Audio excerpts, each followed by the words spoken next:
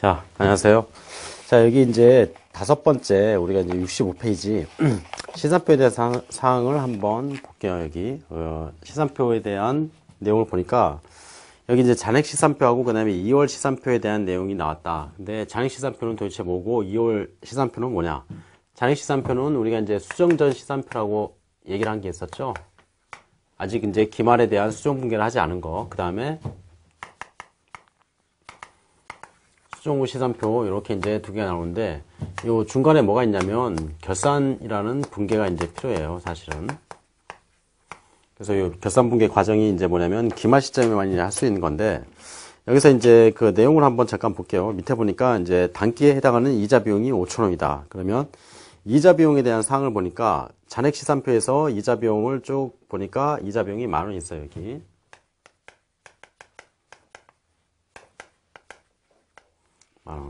그 다음에 이제 2월 시산표를 보니까 미지급, 성급이자가 얼마 있냐면 5,000원만큼 있네요.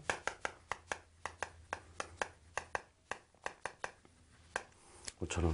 자, 그러면 이게 이제 어떻게 된 거냐. 지금 회사에서는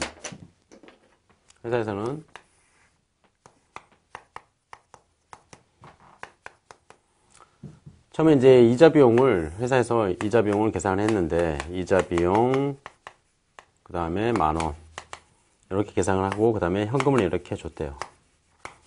이렇게 이제 분계를 한 건데 이 중에서 요번 기회에 해당하지 않는 이자, 그러니까 이 이자 비용의 지급액이 사실은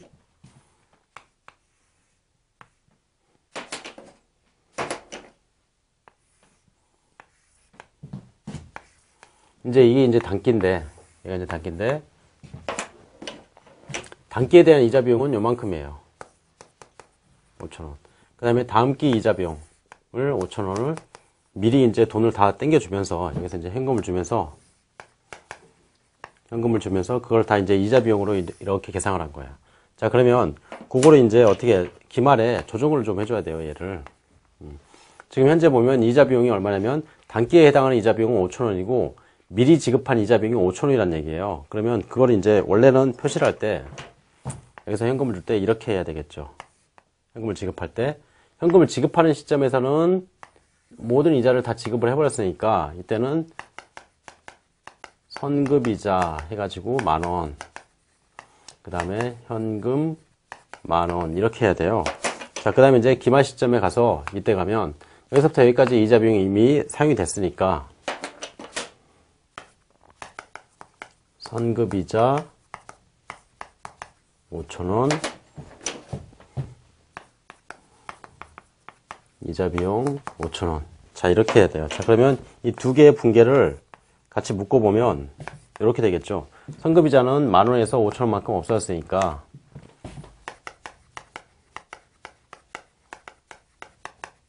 5,000원, 10,000원,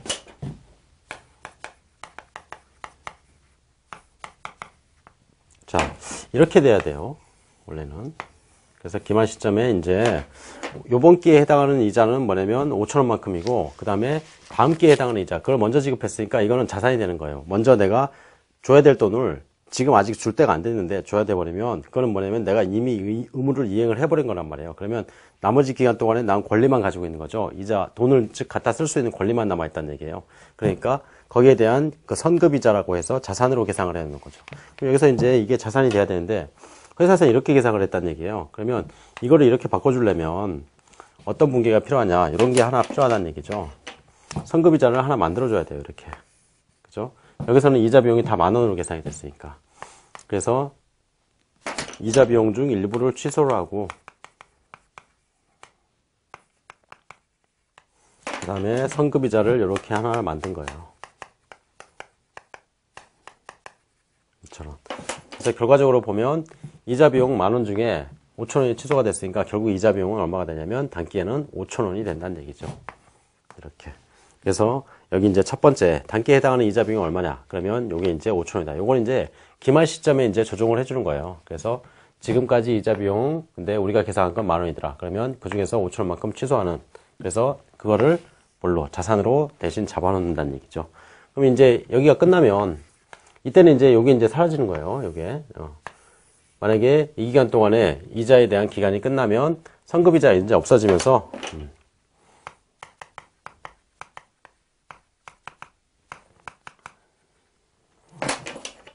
이자 비용이 이렇게 계산이 돼야 된다. 이자 비용. 이건 이제 다음 기에 할 분께죠. 예. 그러니까 이 부분에 대한 이자 비용에 대한 계산이 필요하더라. 그래서 나중에 이제 그 수정 후에 시산표에 선급이자가 5,000원 잡혀 있다는 얘기는 뭐냐면 이자 비용 중에 5,000원을 취소하고 선급이자로 만들어 놨다는 얘기예요. 그러니까 단기 이자 비용은 얼마냐면 총 10,000원에서 5,000원을 뺀 5,000원이 되겠더라. 그죠? 자, 그 다음에 이제 두 번째, 임대료. 임대료 보니까 여기에 그 잔액 시산표 상에 보니까 임대료가 9만원이 잡혀 있는데 2월 시산표에 보니까 선수 임대료가 25,000원이 있어요. 자, 그럼 얘도 이제 마찬가지로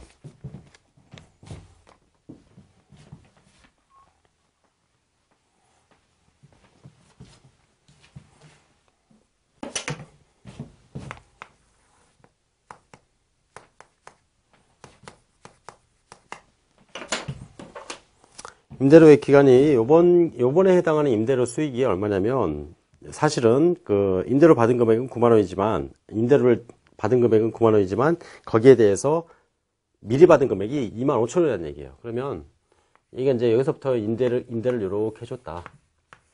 해주면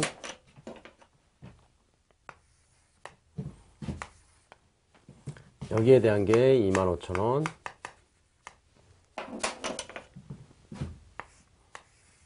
여기에 대한 게 9만원에서 25,000원 빼면 65,000원인가요? 그래서 사실은 요번 기 임대료 수익에 해당하는 부분은 65,000원이고 그 다음에 다음 기 임대료 수익에 해당하는 부분이 25,000원이라는 얘기예요. 근데 얘가 이제 여기서 돈을 받을 때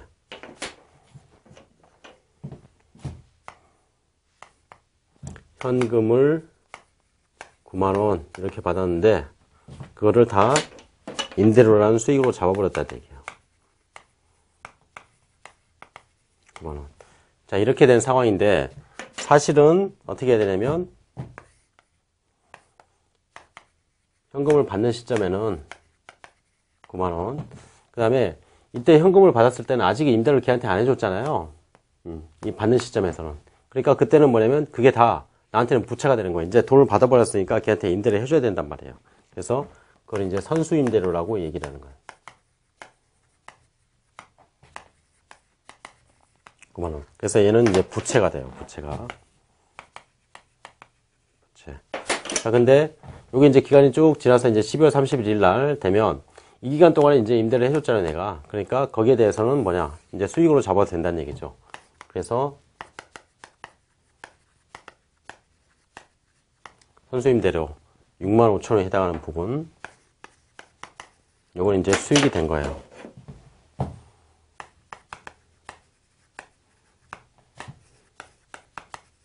65,000원. 그래서 결과적으로 보면 이걸 두 개를 묶어버리면 이번 기회는 어떻게 됐냐. 일단 선수 임대료만큼 9만원을 받긴 받았는데 그 중에서 우리가 임대료 수익으로 계산할 부분은 65,000원이라는 얘기죠. 그래서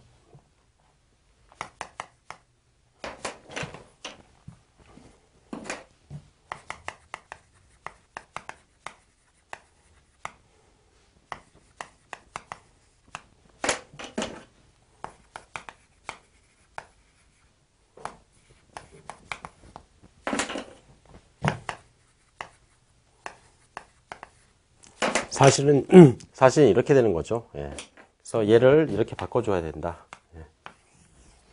그러면 여기서는 보면 일단 현금 받은 거 그대로고 그 다음에 임대료는 9만원을 계산했지만 사실은 65,000원이 된다는 얘기죠. 그러면 여기서는 얘가 없어요, 지금.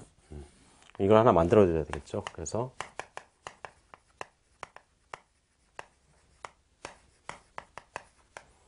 15,000원, 그 다음에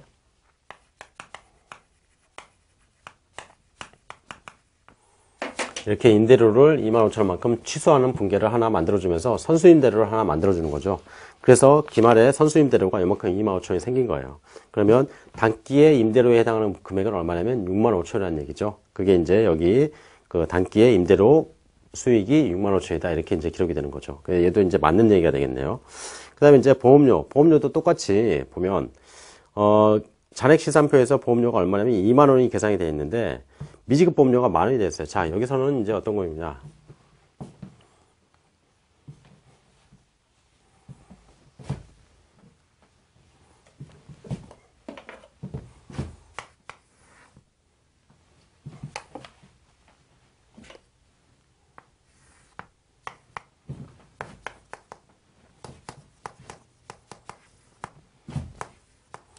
(1월 1일부터) 그 다음에 (12월 31일까지) 보험이, 보험료를 지급할 금액이,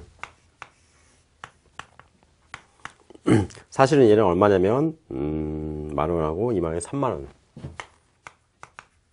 30,000원을 지급해야 되는데, 얘가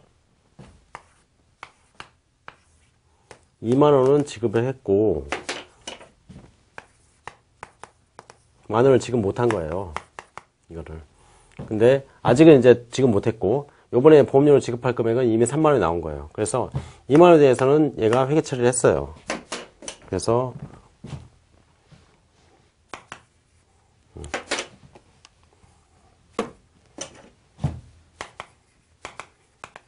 보험료라는 비용으로 20,000원 이렇게 계산을 하고, 그 다음에 현금 20,000원을 줬대요. 자, 근데 요거는 아직 분개를 안 한 거예요. 얘는. 그렇죠? 그러면 12월 31일 날 이제 추가적으로 10,000원만큼 더 분개를 했어야 되는데 안 한 거죠. 그러니까 그걸 하나 만들어줘야 된다는 얘기죠. 10,000원. 근데 아직 돈을 못 줬어요.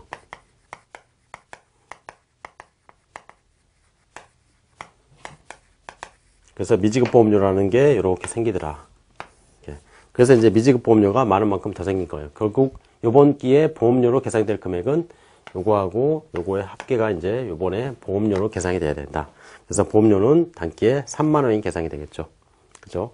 자, 그 다음에 이제, 기초 상품 재고액은 50,000원이다. 여기서 보니까 그 잔액 시산표에 2월 상품 해가지고 나온 게 40,000원이죠.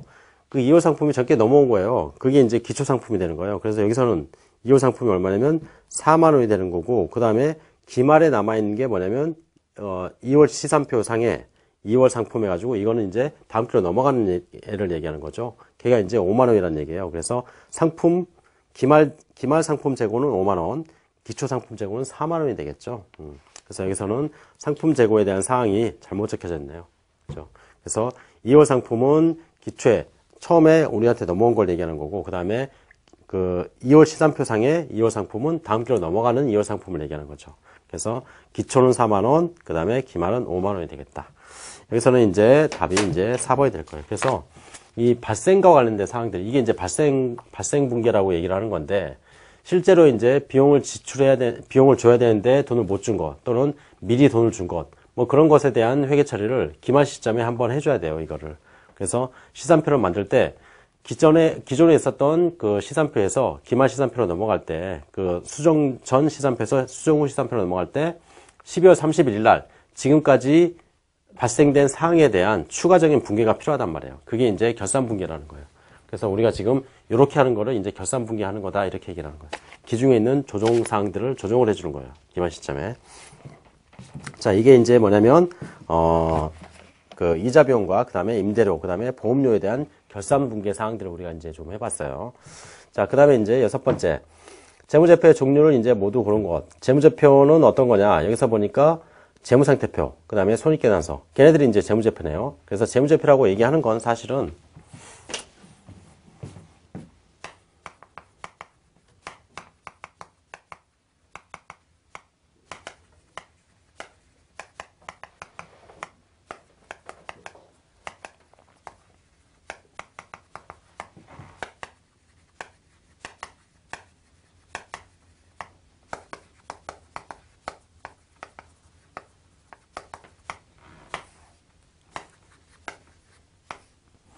보통 이게 재무제표라고 얘기하는 건 이렇게 있어요. 얘네들이 재무상태표, 손익계산서, 자본변동표, 현금흐름표, 비교재무제표, 그 다음에 주석, 뭐 이렇게 이제 얘네들을 다 이제 재무제표라고 얘기를 하는데, 재무상태표와 손익계산서 우리가 이제 만들어 봤고, 자본변동표라고 해서 자본에 관련된 사항들, 우리가 자본금이라든가 기타 이제 자본 관련된 계정들이 있거든요. 걔네들에 대한 변동을 표시해 주는 게 이제 자본변동표라고 얘기를 해요.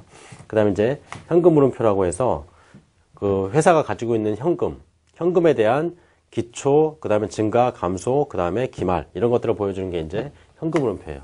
걔도 이제 재무제표에 포함이 되고, 그 다음에 이제 비교재무제표는 우리가 이제 회사에서 회사에 대한 재무상태표를 공시를 할 때, 우리가 보여줄 때 전기하고 단기를 이렇게 이제 비교해서 표시를 해줘요. 그래야지 이제 의사결정을 할 때 정보 이용자들이 저걸 보고 전기보다 단기가 얼마나 잘 됐고 또는 못 됐는지 그걸 이제 판단할 수 있겠죠. 그래서 이걸 이제 비교재무제표라고 얘기해요. 얘네들도 이제 재무제표라고 얘기하고, 그 다음에 이제 주석과 관련된 사항들은 뭐냐면, 우리가 이제 그 재무제표에 건물이 이렇게 있어요. 10만원. 건물에 이제 이렇게 가로치고 이제 이렇게 표시를 해줘요. 그러면 뒤에 재무제표, 재무보고서를 보면, 뒤쪽에 쭉 가보면, 뭐가 나오냐면, 주석상이라고 그렇게 나와요. 그래서 이제 1번을 딱 찾아가면, 이 건물은 뭐 담보를 얼마를 잡고 있다. 뭐 이렇게 해서 거기에 대한 그 내용들을 여기다 이제 설명을 해주는 거예요. 그래서 그런 주석사항도 재무제표 안에 이제 포함이 되는 거죠. 그래서 여기서는 지금 재무상태표하고 손익계산서는 재무제표에 들어가지만, 정산표라든가 합계시산표, 뭐 원가, 제조원가 명세서, 제조원가 명세서는 뒤에 이제 원가를 통해서 우리가 좀 볼 거예요. 그래서 그런 것들은 재무제표에 포함되지 않더라. 그럼 답은 D급번하고 N급번이 되겠네요. N번. 자, 이게 이제 거기에 관련된 사항들이다. 자, 이제 다음 장으로 이제 넘어가 보면,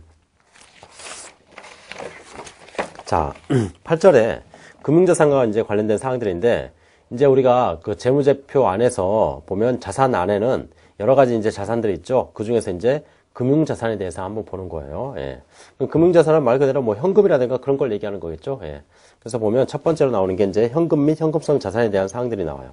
현금 및 현금성 자산은 우리가 소위 알고 있는 통화라든가 뭐 그런 것들 당연히 이제 들어가는 거고, 그 다음에 기타 이제 수표라든가 어음 뭐 이런 것들, 그 예금 뭐 이런 것들 있죠. 예. 걔네들이 이제 현금 및 현금성 자산으로 이제 표시가 되는 애들이에요. 그래서 우리가 이제 그 재무상태표 안에다가 회사에서 가지고 있는 게, 회사에서 지금 회사 내부에 5만원권 현금이 뭐 5장 있고, 그 다음에 뭐 10만원권 수표가 뭐 2장 있더라. 그 다음에 뭐 만원권이 뭐 10장 있더라. 자, 그럼 이거를 이제 재무제표 안에다가 현금에서 5만원권 뭐 얼마, 그 다음에 뭐 10만원권 얼마, 이런 식으로 이제 쭉 나열을 하면 어떻게 되냐면, 이렇게 현금의 종류만 가지고도 뭐 주화 따로 계산하고 수표 따로 계산하고 뭐 이렇게 하게 되면 재무제표가 너무 길어져 버려요.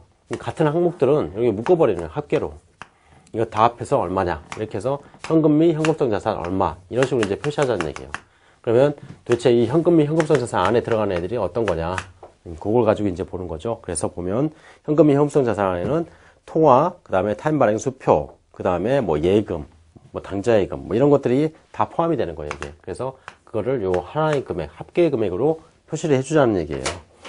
그래서 보면 여기서 이제 현금 및 현금성 자산 안에 들어가는 애들이 일단은 통화하고 수표는 현금으로 보셔야 돼요. 예, 그건 당연히 들어가고, 그 다음에 이제 통화 대용증권 해가지고 뭐 통화와 같이 유사하게 쓸 수 있는 것들 있죠. 예, 그 다음에 이제 당좌예금, 보통예금, 얘는 이제 바로바로 돈을 뺄 수 있기 때문에 그런 거예요. 그 다음에 이제, 그래서, 우리가 이제 그 정기예금 같은 거 있죠. 정기예금 같은 거는 현금 및 현금성 자산에 들어갈 수도 있고, 또는 들어가지 않을 수도 있어요. 예. 그 다음에 이자율 변동에 따른 가치 변동의 위험이 경미한 금융상품으로서 취득 당시 만기가 3개월 이내인 것. 그래서 무슨 금융상품들이 되게 여러 가지가 있어요. 그래서 정기예금도 뭐 금융상품에 들어갈 수 있겠고, 그 다음에 무슨 MMF라든가 뭐 CD, 뭐 양도성, 그 소위 말하는 양도성 예금 증서 뭐 이런 것들이 있는데, 그러한 이제 금융상품을 처음에 이제 취득을 했을 때 만기가 3개월 이내더라. 그러면 얘네는 무조건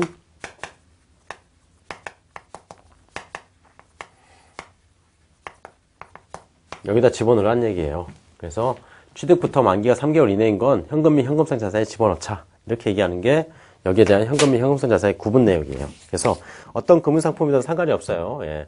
뭐 환매채라든가 무슨 채권이라든가 뭐 이런 것들이 나와도 취득부터 만기가 3개월 이내면 걔는 현금 및 현금성 자산 안에다가 다 포함을 시켜가지고 합계를 내가지고 그걸로 이제 표시를 하자는 얘기예요. 자, 그러면 현금 및 현금성 자산에 대한 구분은 이렇고, 그 다음에 두 번째, 현금 과부족. 실제로 이제 회사에 장부상의 현금하고 실제로 있는 현금하고 다른 경우가 있을 수 있겠죠. 그러면 그걸 이제 원인을 이제 찾아가서 그 원인에 따라서 실제로 쓴 게 있다면 거기에 대한 회계 처리를 해줘야 되는데, 만약에 그걸 모르겠다. 그러면 거기에 대한 그 현금이 증가나 또는 감소한 부분에 대한 그 회계 처리. 그것들이 이제 뭐냐면 현금 과부족에 대한 회계 처리예요. 그래서 여기서 보면 현금의 장부상 잔액하고 실제 잔액은 항상 일치를 해야 되는데, 장부의 기입을 누락했거나 또는 계산을 착오를 했거나 또는 도난이나 분실을 당했을 때 실제 잔액하고 장부 잔액이 맞지 않는 경우가 발생할 수 있다. 그죠? 그런 경우에 이제 현금 과부족 계정을 이용하더라. 이렇게 얘기하는 거예요. 자, 그러면 1번을 보니까 현금의 실제 잔액이 장부상의 잔액보다 적은 경우가 있죠.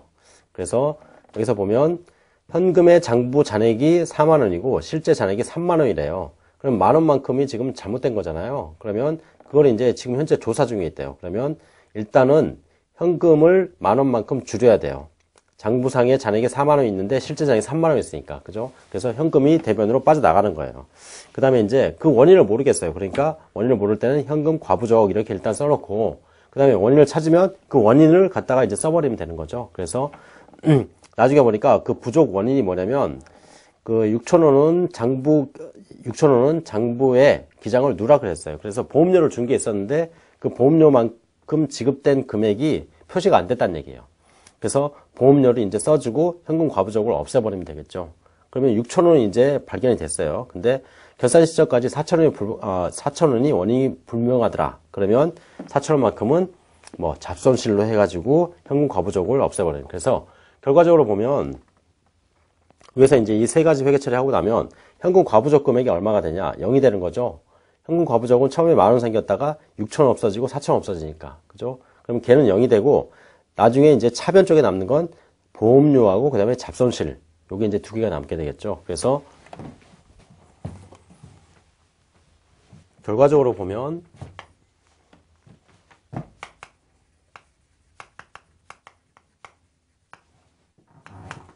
과부족 10,000원.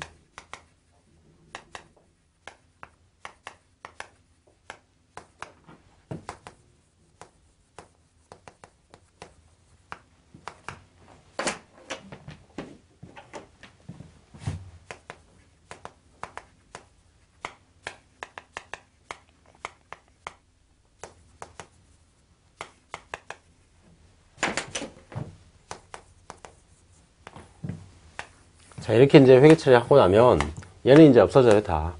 없어지고, 그 다음에 결국에는 보험료하고 잡손실만 남아있게 된다. 그래서 여기를 보면 현금 과부족 계정이라는 건 결국에는 남아있으면 안 된다는 얘기예요. 걔를 이제 조정해서 없애버려야 되고, 그 원인을 찾아가가지고 보험료라든가 또는 그것도 모르겠다. 그러면 잡손실 또는 잡이익으로 처리하라는 얘기죠. 그래서 두 번째 경우도 마찬가지예요. 여기서는 장부상 잔액이 2만 원인데 실제 잔액이 26,000원이래요. 현금이 남아요. 예. 그래서 보니까 일단은 과부적으로 처리해놓고 현금을 줄이고, 그 다음에 거기에 대한 원인을 보니까 뭐 임대료를 누락하고, 그 다음에 그 나머지 원인을 모르겠다. 그러면 잡이익으로 처리하는 얘기죠. 그래서 두 번째 경우, 첫 번째 경우는 돈이 모자른 경우고, 두 번째 경우는 돈이 남는 경우예요. 그래서 결과적으로 보면 현금 과부적 계정은 나타나면 안 돼요, 기만에. 그죠? 그걸 원인을 찾아가지고 만약에 진짜 원인을 모르겠다. 그러면 이렇게 잡이익이나 잡손실로 처리하라는 얘기죠. 예. 자, 그래서 현금 과부족 계정을 받고, 그 다음에 당좌예금. 당좌예금은 우리가 이제 그 당좌 거래라는 걸 이제 하는데, 은행하고 당좌 거래를 하게 되면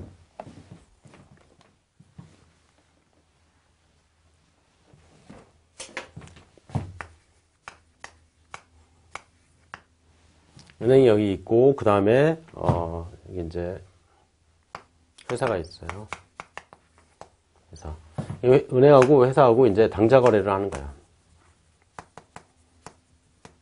당좌 거래를 이렇게 하게 되면 회사에서는 은행에 이제 예금을 시켜놓겠죠. 그러면 이제 당좌예금이라 그래요, 얘를. 당좌예금. 그러면 회사에서 만약에 100만 원만큼 당좌예금을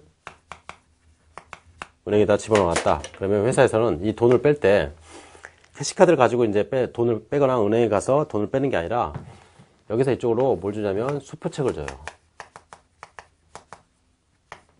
그러면 그 수표책으로 거래처에 주면, 수표책으로 수표를 적어가지고 만약에 거래처에 10만원 줄 게 있다. 그러면 10만원짜리 수표를 만들어주면 돼요. 그러면 거래처에서는 은행에 가서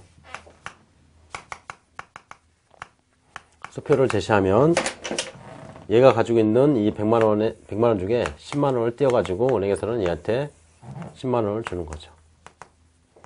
자, 이게 이제 당좌거래란 얘기예요. 그래서 결국은 회사에서는 돈을 빼는 방법을 이렇게 수표라는 방법으로 돈을 뺀다는 얘기예요. 결국은 수표는 뭐냐면 현금하고 똑같다는 얘기죠. 예금액 중에서 빠져나가 버리는 거예요.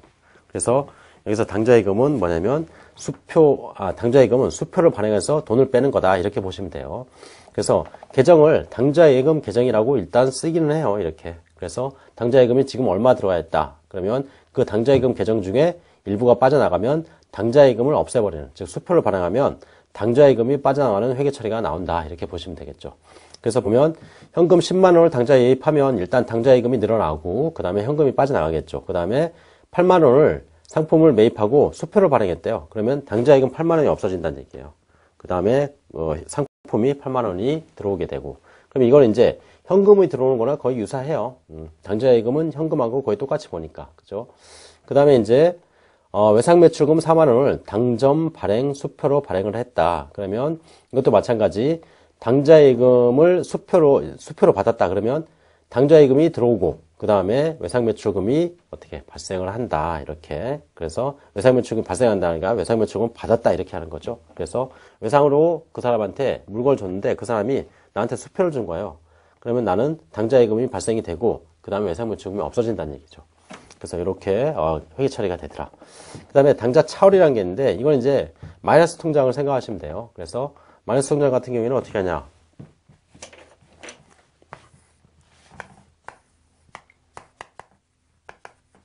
(100만원) 입금을 시켜놓으면 여기서 이제 당좌거래를 예약을 했단 말이에요.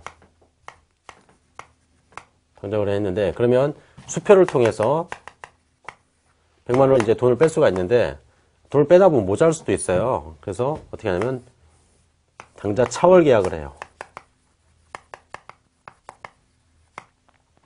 당좌 차월 계약을 마이너스 100만원까지 이렇게 한다.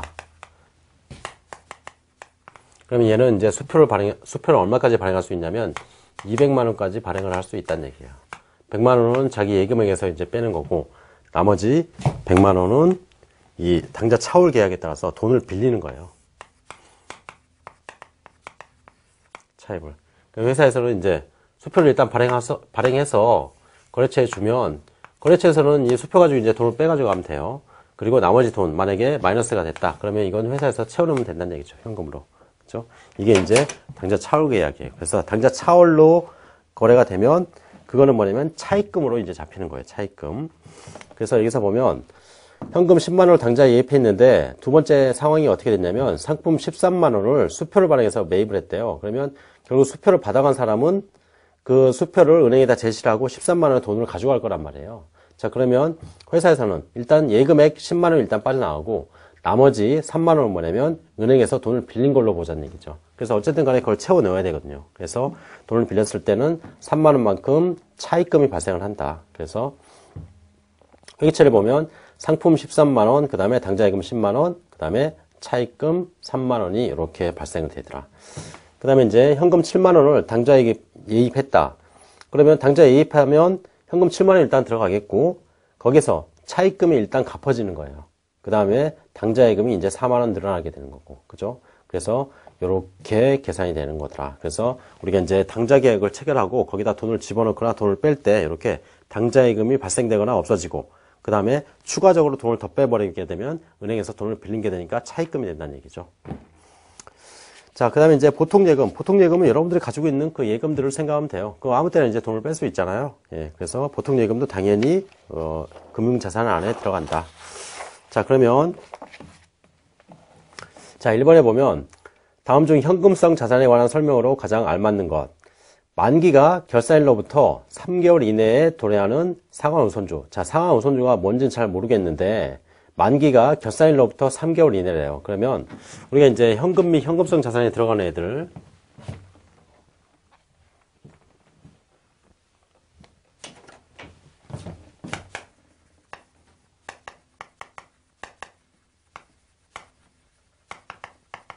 여기에 들어가는 애들은 뭐 저기 통화라든가 또는 수표라든가 뭐 통화 대용 증권 해가지고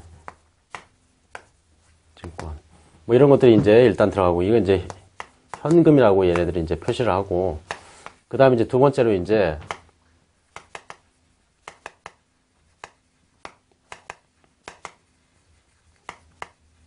당좌예금이나 이제 보통 예금을 이제 현금 및 현금성 자산에 포함을 시켜요. 그 다음에 세 번째로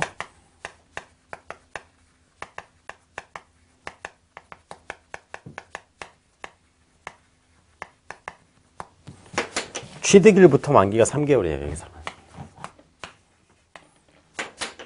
여기서 이제 보면 만기가 결산일로부터 3개월 이렇게 얘기인데, 결산일이 아니라 취득일부터예요. 그래서 결산이 12월 31일인데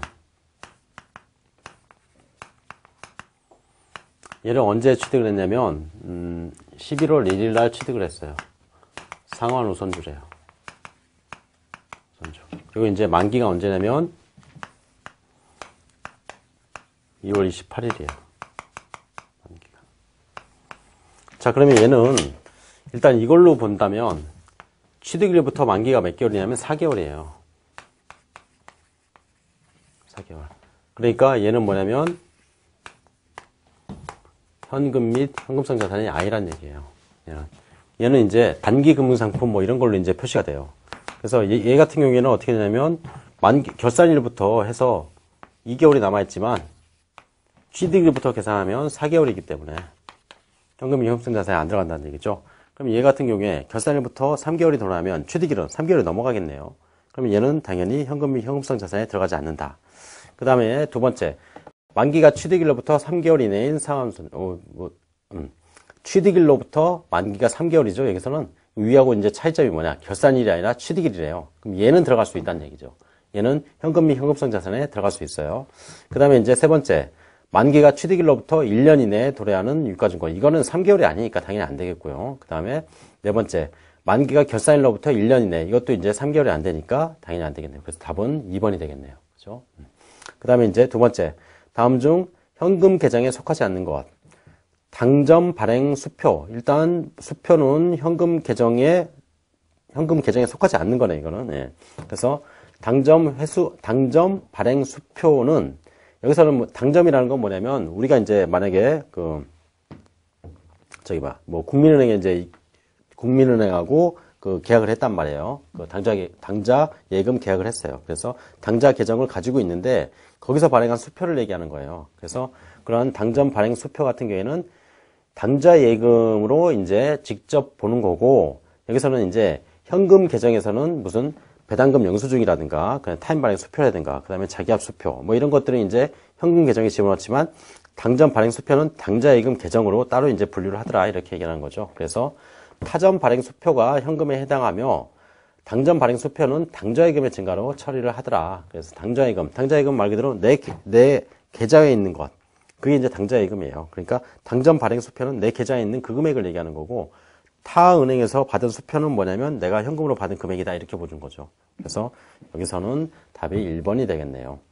그 다음에 이제 세 번째, 다음은 배당금 지급 영수증 뭐 이런 게 뭐냐? 배당금 지급 영수증은 배당금을 받아가세요 하고 이제 영수증이 날라와요. 그럼 그거 들고 이제 뭐 거래은행이라든가 또는 배당금 지급 창구로 가면 돈을 받을 수 있는 거죠. 걔도 이제 현금과 관련된 현금 등가물 안에 포함은 돼요. 얘는. 그래서 여기서는 그 배당금 영수증은 현금에 포함이 되고, 그 다음에 자기압 수표, 이것도 이제 타인 발행 수표라고 보시면 돼요. 그래서 그것도 마찬가지 현금으로 계정이 되고, 그 다음에 이제 세 번째, 다음은 기말 자료의 일부다. 재무상태표에 표시할 현금 및 현금성 자산의 금액은 얼마냐? 그러면 이거는 통칭을 얘기하는 거예요. 현금 및 현금성 자산, 현금 계정뿐만 아니라 현금성 자산에 포함한 애들까지 다 포함해서, 예. 보니까 통화는 당연히 들어가고, 그 다음에 수입인지는 소모품이라든가 뭐 이런 걸로 들어가요. 수입인지를 가지고 우리가 뭔가를 살 수는 없는 거죠. 그러니까 얘는 당연히 안 들어가고, 그 다음에 우편환증서. 우편환증서는 우체국에다가 돈을 내가 맡겨놓으면 우체국에서 돈을 맡고 있다는 어떤 증서를 줘요. 그러면 그걸 이제 들고 와서 다른 우체국에 가서 그 증서를 내밀면서 내가 돈을 찾을게요. 그러면 돈을 찾을 수가 있어요. 그럼 이것도 마찬가지 현금으로 보자는 얘기예요. 그래서 우편환 증서는 현금에 해당이 되고, 그 다음에 타임 발행 수표. 타임 발행 수표는 현금성 자산에 이제 포함이 되는 거예요, 얘도. 그래서 타임 발행 수표도 어차피 내가 수표 들고 있으면 그걸로 이제 물건을 살 수가 있잖아요. 그러니까 현금하고 똑같이 보자는 얘기죠. 그 다음에 타임 발행 약속어음. 약속어음, 즉 어음하고 수표의 차이는 뭐냐면, 어음은 나중에 돈을 주겠다 해가지고 만기라는 게 있어요. 그래서 어음이라는 건 어음을 받게 되면 뭐 3개월 만기다 또는 6개월 만기다 그러면 그때 가야지 돈을 받을 수가 있단 말이에요. 근데 수표는 뭐냐면 내가 받으면 바로 그걸로 돈을 받을 수가 있는 거예요. 그래서 수표하고 어음의 차이는 뭐냐? 수표는 현금으로 보지만 어음은 현금으로 보지 않아요. 걔는 뭐냐면 일종의 매출 채권으로 봐요. 언제까지 기다려야지 돈을 받을 수 있기 때문에. 그죠? 그래서 여기서는 우편환 증서는 현금이고 타임 발행 수표도 현금이지만 약속어음은 현금이 아니더라. 그러면 현금으로 계산되는 금액이 33만 원, 그 다음에 5만 원, 그 다음에 20만 원. 그 세 개를 합해야 되겠네요. 그래서 58만 원이 되더라. 예. 자, 그 다음에 이제 네 번째. 은행과 사전 계약을 체결하고 당좌예금 잔액을 초과해서 발행한 수표 금액은 어떤 계정 과목으로 계정이 되느냐, 기입이 되느냐. 여기서는 당좌 거래를 체결하고 그 다음에 당좌 차월 계약을 이제 체결한 거죠. 그럼 당좌 차월은 예금액을 초과해서 수표를 발행할 수 있도록 해놓은 거잖아요. 그러면 어떻게 되는 거예요? 당좌 차월이라는 단기 차입금이 된다 그랬죠. 그래서 여기서는 답이 4번이 되겠네요. 자, 그 다음에 제 9절에 이제 매출 채권과 관련된 사항들, 요거는 이제 다음 시간에 보도록 할게요. 예. 일단 이번 시간은 제 8절까지 이렇게 해서 그 현금 및 현금성 자산에 대한 사항들 거기까지 보도록 할게요. 자, 고생했습니다.